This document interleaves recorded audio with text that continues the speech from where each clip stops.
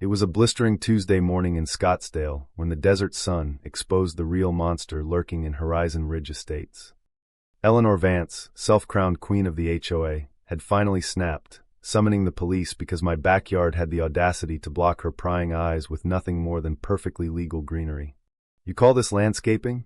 Eleanor hissed, her voice a mix of refined outrage and pure venom as she gestured wildly at my property line. The uniformed officer stood there, sweat beading on his forehead, staring from my adorable knee-high white vinyl fence to the impenetrable emerald fortress rising behind it. Officer Ramirez rubbed his temples. "Ma'am, let me get this straight. You're telling me the emergency is trees?" This wasn't just any trees. This was my $6,800 symphony of spite, and to understand how sweet this moment tasted, you have to go back 9 months when I, Jake Harlan, made the naive mistake of buying my dream home in what I thought was a peaceful western community. Horizon Ridge looked perfect on paper: stucco homes, mountain views, a community pool. What they didn't advertise was the iron fist disguised as neighborly standards run by Eleanor Vance. Her house sat directly across the walking path from my backyard fishbowl lot. The woman didn't just watch the neighborhood, she patrolled it like a hawk with a clipboard and a god complex. My first clue should have been the welcome basket that included a 47-page copy of the CC and RS. But I was fresh off a divorce, ready for a fresh start with my 2 kids. How bad could a few rules be? The trouble started innocently enough with my above-ground pool. One Saturday, as I floated with a cold beer, Eleanor's voice sliced through the air like a desert cactus needle. "Mr. Harlan, that pool equipment is a visible eyesore from the common path. Section 7.3 clearly states all mechanicals must be screened." That was strike 1. Strike 2 came when I installed a simple shade sail. Strike 3? My crime was wanting to enjoy my own backyard without feeling like I lived in a zoo exhibit for her amusement. I did what any reasonable man would do. I bought top-grade cedar and built a beautiful 6-foot privacy fence. Solid, elegant, glorious. For exactly 36 hours, I knew peace. Then the cream-colored violation notice appeared taped to my door like a death warrant. Perimeter structures must be open style and not exceed 48 inches in height. It read in that soulless corporate font. $150 fine, plus $75 per day. I requested a hearing. The Architectural Review Committee met in the clubhouse basement that smelled like regret and old coffee. Eleanor presided like a Supreme Court justice. "Rules protect property values, Mr. Harlan," she lectured, not even glancing at my photos of her ceramic garden gnomes staring into my kitchen window. "A 6-foot fence creates a fortress mentality.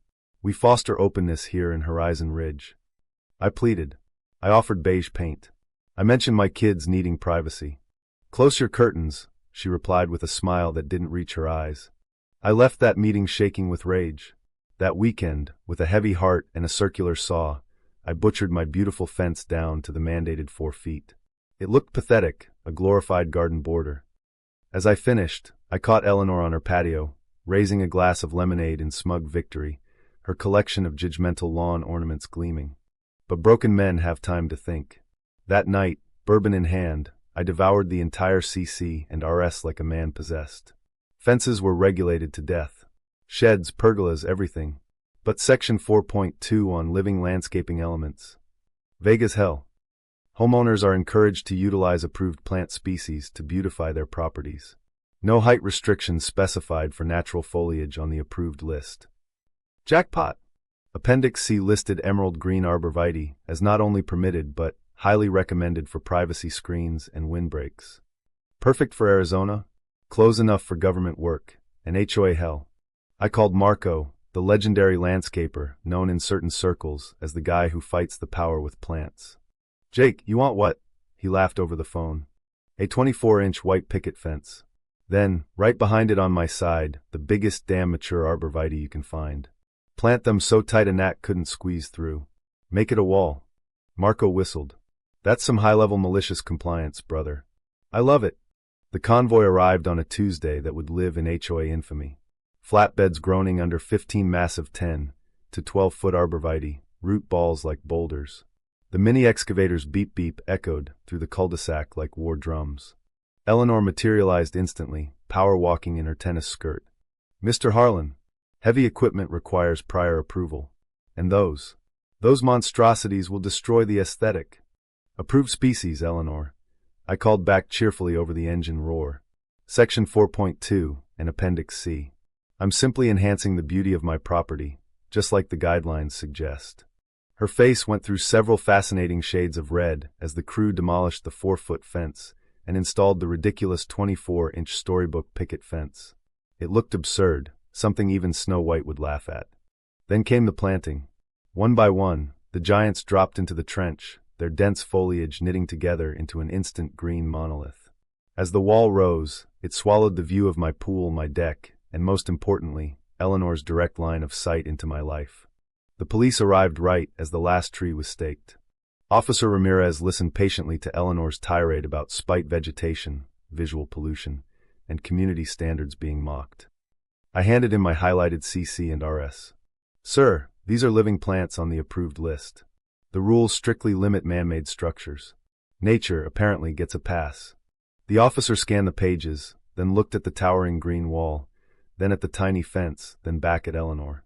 Ma'am, this is a civil matter at best, but honestly, it looks like he followed your rules to the letter. Maybe too well.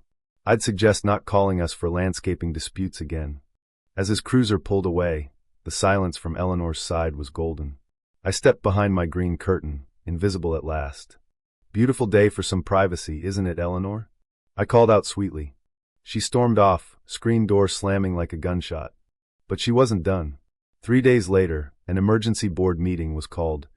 Urgent review of landscape irregularities at 1427 Sagebrush Lane. The clubhouse was standing room only. Neighbors whispered about the Great Green Wall. Eleanor projected photos onto the screen, the tiny fence looking comically dwarfed. This loophole cannot stand, she thundered. If we allow this, we'll have jungles everywhere. Property values will plummet. I stood calmly when it was my turn. Look, everyone. I followed every single rule. To the inch. Eleanor is upset because she can no longer monitor what goes on in my backyard.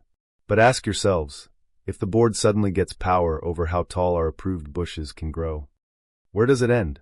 Your roses? Your Palo Verde trees? Your kids' trampolines if they have plants nearby? The room shifted. I saw recognition in their eyes, the same neighbors fined for the wrong color doormat, for holiday lights staying up too long. Old Mr. Whitaker stood up. I moved to dismiss this nonsense. The man followed the rules. It passed unanimously, minus Eleanor's lone vote. The ripple effect was poetry. Within weeks, Marco's truck was a regular sight. The Petersons planted a row. Then the Garcias. Then the young couple on the corner. Horizon Ridge started transforming from an open fishbowl into a series of lush, private oases. Eleanor still walks the paths with her clipboard, but now she's navigating canyons of green. Her surveillance empire has been blinded by nature itself. The panopticon of the suburbs has been defeated by its own approved plant list. Every morning now, I sit on my deck with my coffee, invisible and free, staring at my living monument to the power of reading the fine print. That ridiculous 24-inch fence? I keep it painted perfectly. It's not just a fence anymore. It's a trophy. True or false, the HOA president who weaponized every rule to control her neighbors deserved to be blinded by her own approved green wall, while the homeowner who simply fought for privacy in his own yard was the one truly struck by karma. Drop your thoughts below, and if you're trapped in HOA hell right now, grab those bylaws tonight. Freedom might be hiding right there in the landscaping section. Keep your fences low, your hedges sky high, and your clipboard Karens guessing.